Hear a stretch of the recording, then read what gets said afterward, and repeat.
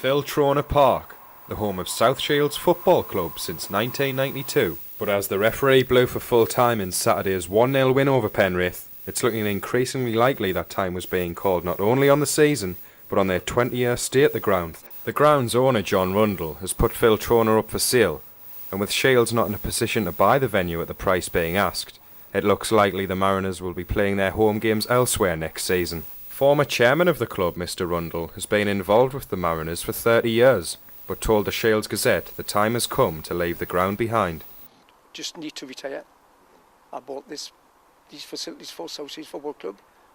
I would like it to remain for South Shields Football Club. I've given them a bit of a lifeline, but at the end of the day I get on very, very well with everyone, and it's just a case of retiring. 20 years here, watching it build, function rooms, hot standage, floodlights, stands, a lot of effort, a lot of time's gone in, but after 30 years as ex-chairman, my time has come for someone else to either take over or me to probably have some quality time with my family. Shields went into the game looking to finish their season on a high, and Saturday's win against Penrith took them to 13th in the Northern League Division 1. But the players said it was a disappointing day for the club, with so much uncertainty surrounding the ground. I think everyone's going to be gutted really.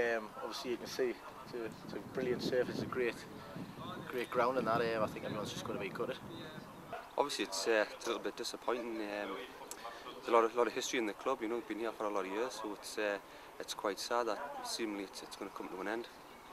I mean, to be honest, I've only been here this season, you know, but it's been a privilege to play for the club, and obviously, like I say, it's a sad day, especially for the supporters who follow all over the north, you know, to play.